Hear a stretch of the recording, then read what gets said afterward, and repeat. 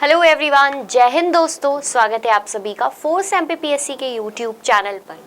आज का जो टॉपिक है वो है सोर्सेस ऑफ संगम एज। आज हम देखेंगे कि संगम एज की जानकारी आप लोगों को कहाँ से मिली। उससे पहले ये जानना इम्पोर्टेंट है कि संगम एज कहाँ कहते हैं, संगम एज किसको कहते हैं और कैसे संगम एज की शुरुआत हुई। तो चलो इस बात को थोड़ा सा समझते हैं। देखिए, संगम एज की अगर हम बात करें तो the Sangam age begins in south India. कहाँ पर इसकी शुरुआत होती है?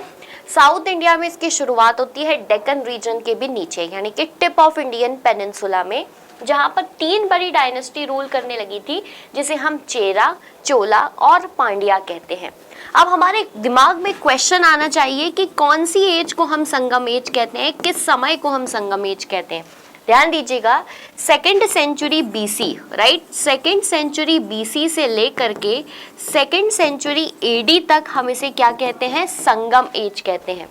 ये जो संगम एज है, इसे क्यों संगम ही शब्द दिया गया? क्योंकि चोला, चेरा, पांड्या में रहने वाले उस समय के जो पोएट्स थे, जो तमिल भाषा में पोएट्री लिखा करते थे, वो लोग मिलकर लिटरेचर्स का क्या करते हैं? ओरिजिन करते हैं। वहाँ से कई सारे लिटरेचर लिखते हैं और इसी वजह से वो जब संगम हुआ, जब सब लोग मिले, तो उसको हम क्या कहते हैं? संगम एज के नाम से जानते हैं।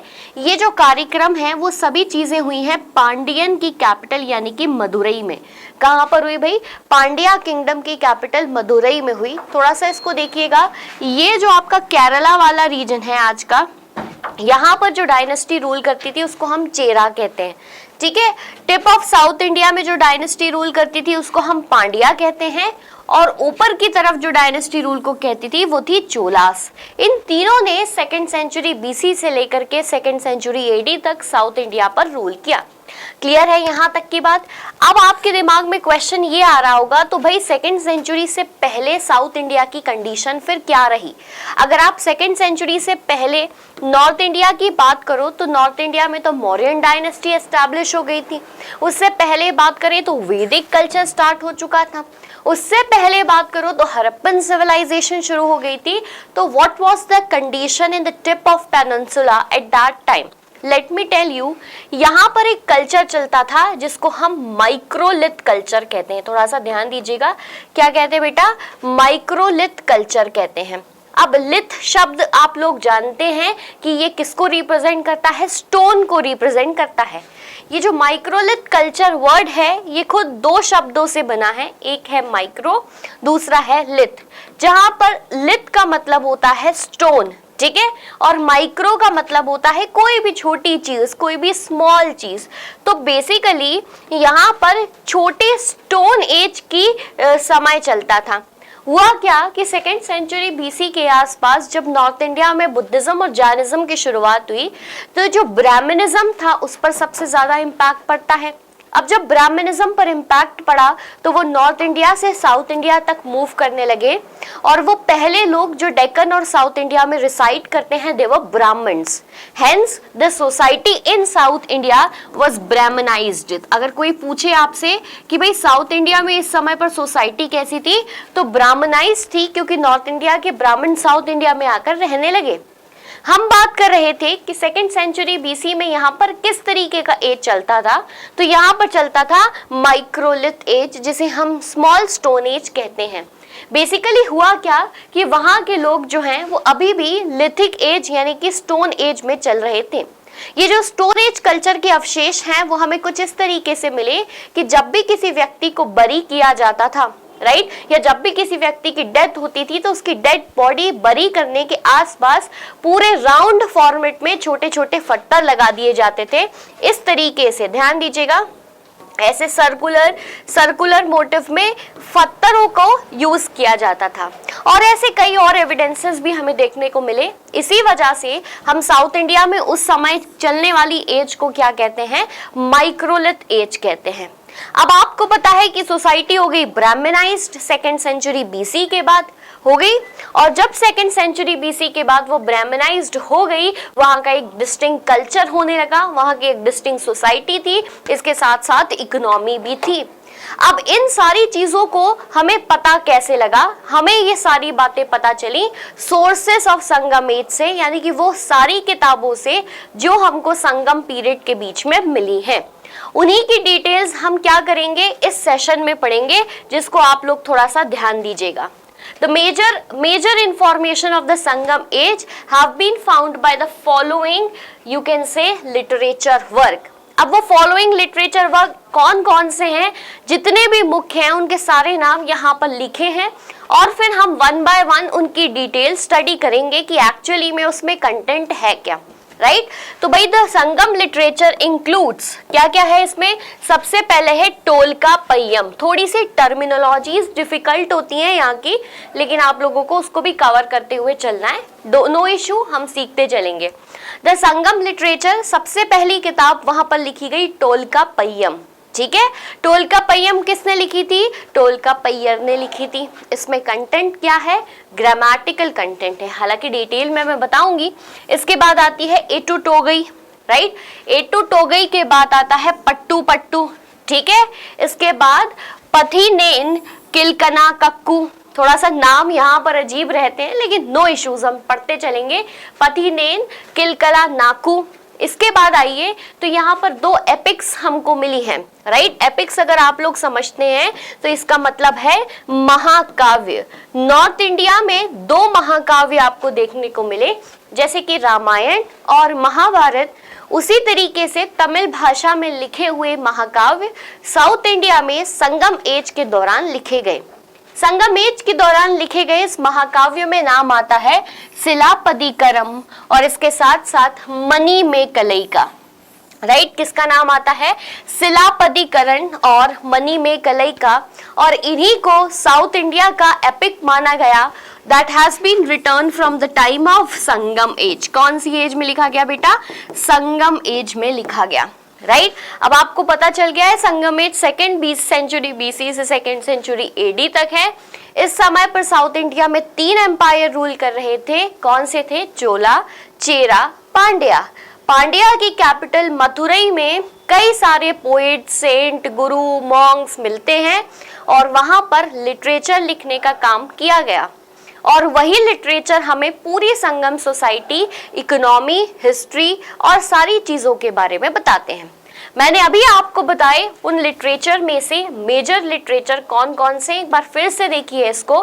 टोलका पय्यम है, एटू टोगई है, पट्टू पट्टू है, पथिनेन किलकानू है। इसके साथ साथ दो एपिक्स, दो महाकाव्य हैं जिन्हें हम सिलापदिकरण और मणि में कलई के नाम से जानते हैं। क्लियर है, चलिए आगे बढ़ते हैं। इनकी थोड़ी सी डिटेल स्टडी अगर हम देखें तो सबसे पहले जो हमें पढ़ना है वो है क्या, टोलका पय्यम। ध्यान दीजिएगा, the first thing that we need to study is what, Tolkappiyam. अब भाई टोलका पय्यम कौन सी किताब है, किसने लिखी, तो टोलका पय्यम जो किताब है उसका ऑथर है टोलका पय्यर। ध्यान दीजिएगा कौन है बेटा, टोलका पय्यर। तो who is the author of Tolkappiyam, author of Tolkappiyam is Tolkappiyar, ठीक है।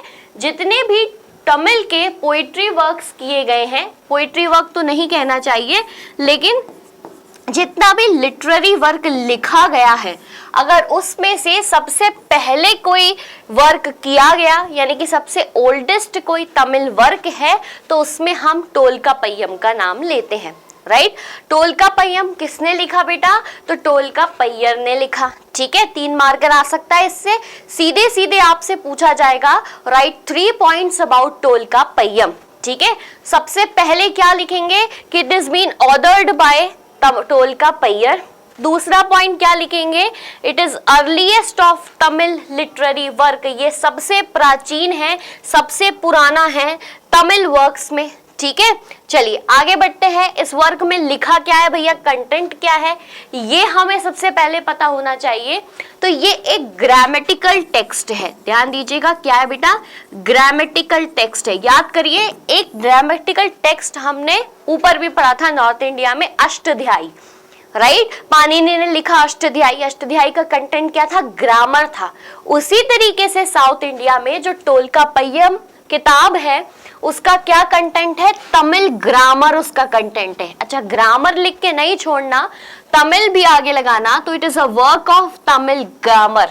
ठीक है, अब भाई तमिल ग्रामर का वर्क है, लेकिन हमको हिस्ट्री बता रहा है। हमने अभी बात करी ना कि सोर्सेस ऑफ संगम एज है, तो ये तो तमिल भाषा का सोर्स होना चाहिए। संगम एज का सोर्स कैसे हुआ, तो ये इसलिए संगम एज का सोर्स होता है क्योंकि ये सिर्फ और सिर्फ ग्रामेटिकल कंटेंट नहीं, बल्कि हमको सोशियो इकोनॉमिक कंडीशंस भी बताता है। राइट, सोशियो यानी कि सामाजिक और आर्थिक, इकोनॉमिक दोनों कंडीशंस बताता है किस समय की, संगम एज की।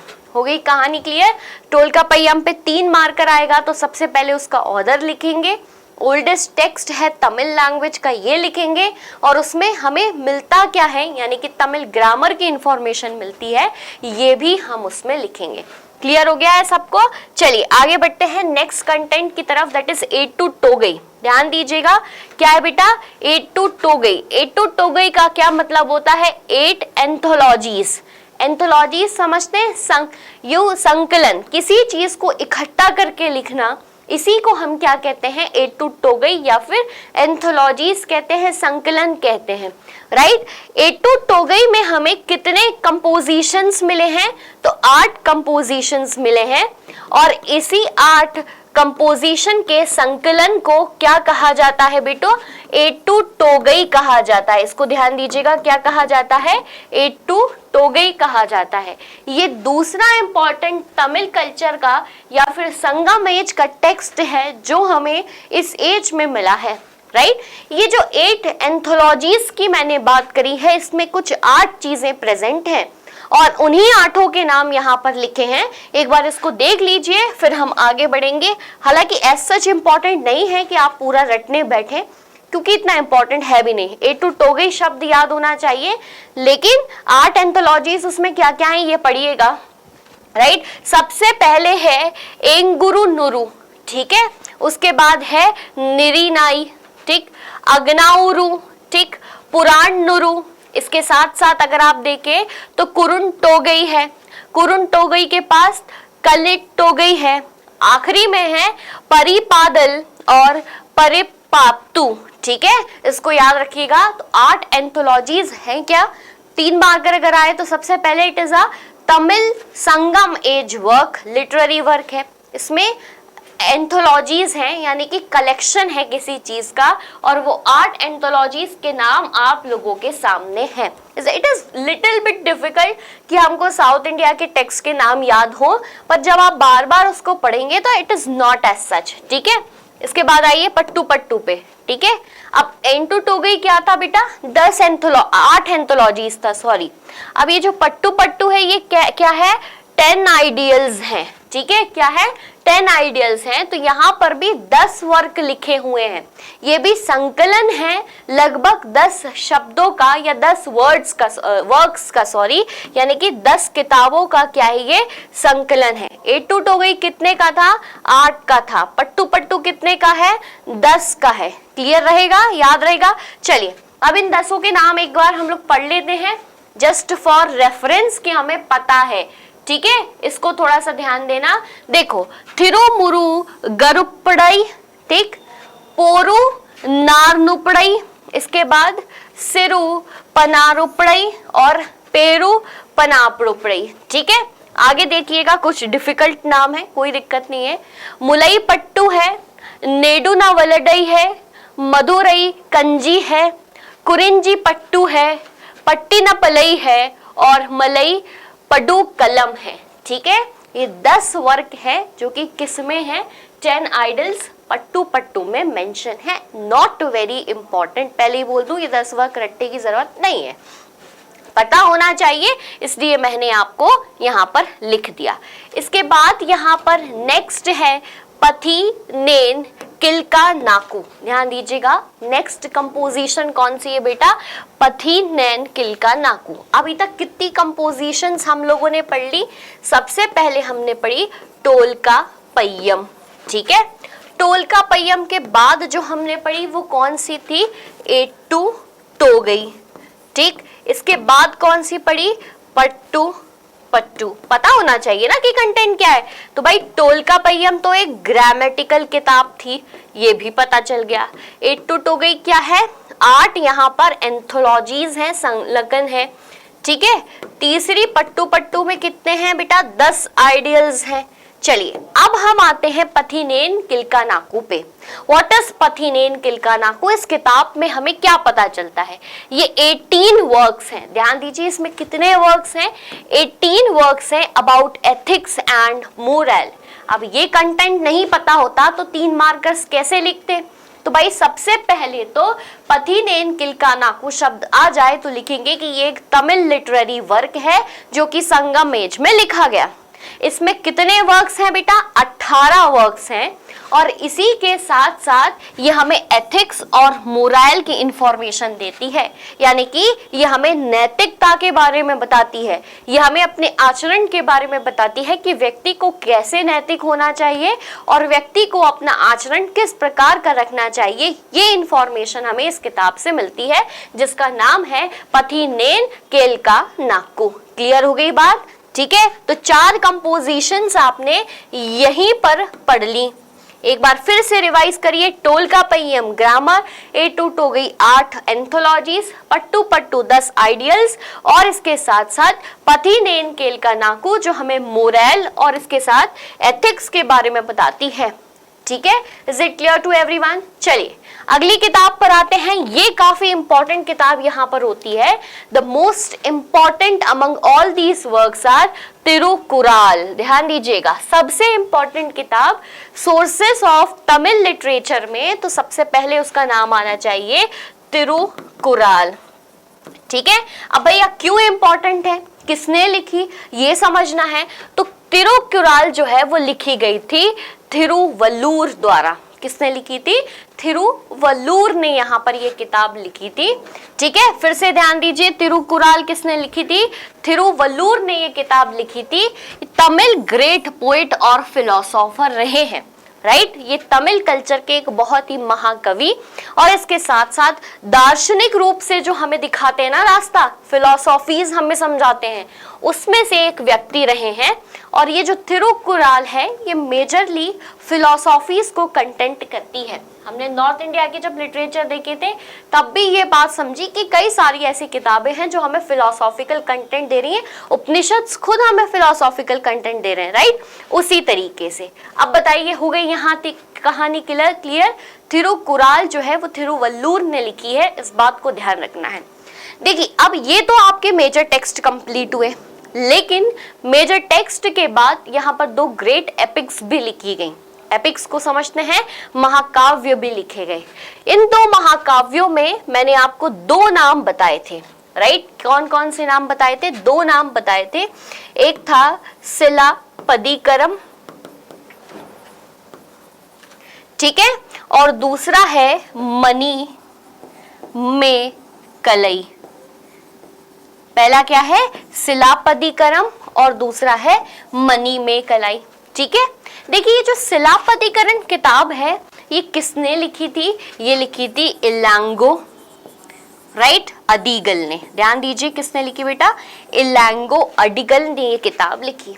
वहीं हम मणि में कलई की बात करें तो मणि में कलई किसने लिखी थी? सीतालई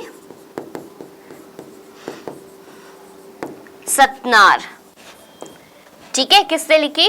सीतालई सतनार ने लिखी।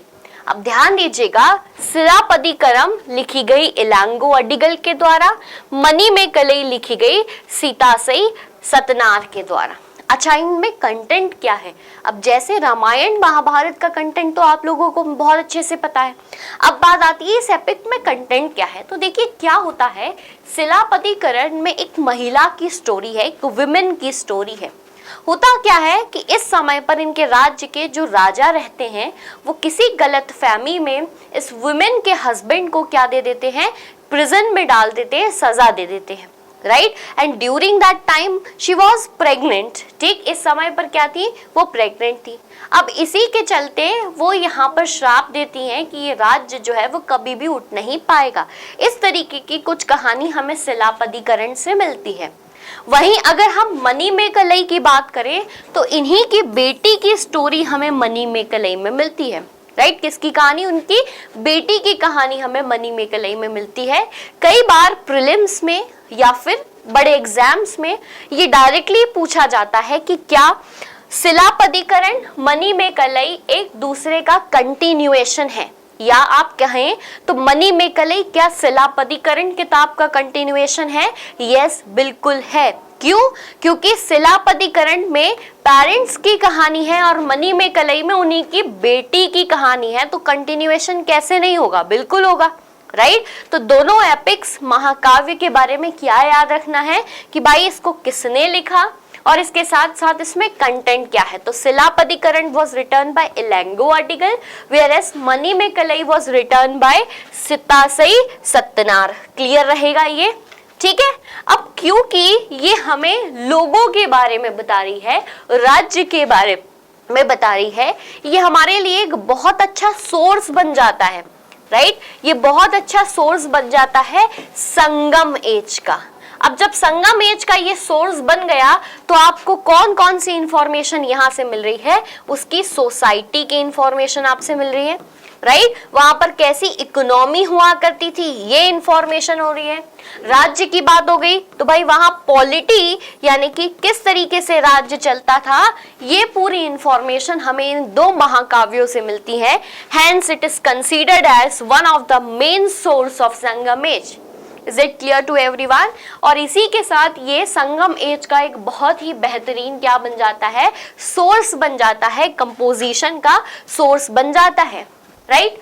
यही खत्म नहीं होती हमारी कहानी कि हमने साउथ इंडिया में लिखे गए सारे सोर्सेस पढ़ लिए, नो, राइट। बल्कि ऐसे कई सारे टेक्स्ट थे जो नॉर्दर्न इंडिया में भी लिखे गए, जो हमें संगम एज के प्रेजेंस के बारे में उस समय पर बताते हैं कि यस, साउथ इंडिया में 3 ग्रेट एम्पायर चल रहे हैं जहां पर एक संगम हुआ और लिटरेचर लिखा गया, और वो लिटरेचर जो है वो वर्थ नोटिसिंग था, राइट। तो आइए और बाकी सारे डिटेल में सोर्सेस को पढ़ते हैं जो हमें संगम एज की इंफॉर्मेशन प्रोवाइड करता है। इन सभी सोर्सेस में सबसे पहला आता है मेगस्थनीज की इंडिका। ध्यान दीजिएगा, मेगस्थनीज जो इस समय पर भारत में थे, थोड़ा सा इन बातों को ध्यान दीजिएगा। देखिए, मेगस्थनीज की बात करें तो वो, और who was Megasthenes? He was a Greek ambassador. कौन थे भाई ये? तो ये एक ग्रीक एम्बेसडर थे, राइट।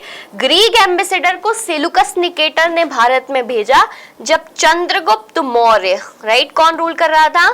चंद्रगुप्त मौर्य रूल कर रहा था। और इन्होंने ही एक किताब लिखी जिस किताब का नाम क्या है? उस किताब का नाम है इंडिका। इस इंडिका से हमें पता चलता है कि हाँ भाई, कोई यहाँ पर साउथ इंडिया में रूल कर रहा है, यानी कि संगम एज की इंफॉर्मेशन मिलती है, ठीक है। दूसरा होता है अच्छा थोड़ा सा पीछे चला गया, मेगस्थनीज की बात हो गई। दूसरा होता है Strabo, Pliny, right, Ptolemy, mentioning about commercial trade between west and south India. ये सारे ग्रीक राइटर्स हैं, ये हमें बताते हैं इंडिया और साउथ इंडिया के बीच में कैसा। अच्छा, रोमन राइटर्स, एक बात थोड़ा सा यहाँ पर ध्यान दीजिएगा, ये जो साउथ ऑफ इंडिया था, चोला चेरा पांड्या वाला, राइट, इनका ट्रेड चलता था भाई पूरा रोमन एम्पायर से। किससे चलता था? रोमन एम्पायर से। संगम एज एनरिच ही इसलिए हो पाई है क्योंकि इनका ट्रेड चला है रोमन एम्पायर से। रोमन रीजन में या रोम में पर्ल की डिमांड बहुत ज्यादा थी जिसकी अवेलेबिलिटी पांडियन किंगडम के पास थी, राइट। सिल्क की बहुत बड़ी अवेलेबिलिटी थी जो चोला एम्पायर के पास था अपनी कैपिटल में। तो मेजरली ये सारे एलिमेंट्स कहाँ जाते थे? रोमन एम्पायर में जाते थे। तभी तो हमने रोमन राइटर स्ट्रैबो, प्लिनी और टॉलमी हमें बताते हैं कि साउथ इंडिया के साथ बहुत अच्छा ट्रेड चला। अब जब ट्रेड के बारे में लिखा गया तो इकोनॉमिक कंडीशन पता चलेगी, राइट। लोग भारत से यहाँ आए, वहां से वहां गए, सोशल बातें हमें वहां से पता चलेंगी। तो this is how we have got the information regarding south Indian kingdoms, right. इसके साथ साथ अशोका के इंस्क्रिप्शन में भी चोला चेरा पांड्या इस तरीके की बात जो है वो मेंशन है। और यहाँ पर अशोकन इंस्क्रिप्शन बताते हैं कि ये जो 3 एम्पायर्स हैं ये भारत में साउथ इंडिया पर रूल कर रहे थे। क्लियर हो गया? यही कहानी खत्म नहीं हुई। मेगास्थनीज ने लिखा, अशोका ने लिखा, प्लिनी ने लिखा, इसके साथ साथ हाथी गुम्फा का इंस्क्रिप्शन, राइट। हाथी गुम्फा का इंस्क्रिप्शन कहाँ पर मिलेगा आपको? हाथी गुम्फा का इंस्क्रिप्शन हमको उड़ीसा वाले रीजन में मिलेगा। उड़ीसा के रीजन में जब खारवेला रूलर्स रूल कर रहे थे, राइट, ठीक इस समय पर तमिल किंगडम का मेंशन हमको मिला। यहाँ पर रूल था भैया, ठीक, याद रखिएगा। हाथी गुम्फा इंस्क्रिप्शन कहाँ मिला? उड़ीसा में मिला। कलिंगा राज्य में जब खारवेला रूल कर रहे थे, जैनिज्म को फॉलो करते थे ये, तब हमें पता चला कि तमिल किंगडम भी रूल कर रही है विद चोला चेरा पांड्यास। ये सारे लिटरेचर कौन सी लैंग्वेज में लिखे गए? तमिल में लिखे गए। For the convenient of understanding further it has been change to certain languages. तो आज आपने क्या पढ़ा? कुछ मुख्य यहाँ पर सोर्सेस ऑफ संगम एज के बारे में पढ़ा।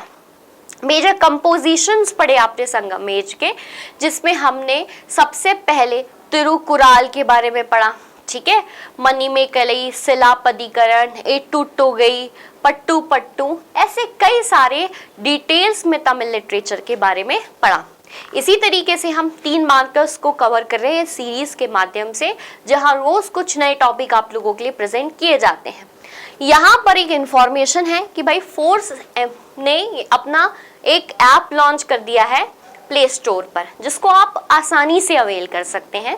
इससे आपकी ये हेल्प होगी कि अब आपको ऑफलाइन क्लासेस के साथ साथ ऑनलाइन क्लासेस भी अवेल हो सकती हैं, वो भी एक्सपर्ट टीचर्स के द्वारा। तो अगर आप चाहते हैं कि आप घर बैठ के MPPSC, CDS, NDA, FCAT ऐसी प्रिपरेशन करें, तो everything is available. Other than that YouTube channels पर भी सारी इंफॉर्मेशन अवेलेबल की जाती हैं। इसी तरीके से फोर्स MPPSC के साथ जुड़े रहें। धन्यवाद। जय हिंद।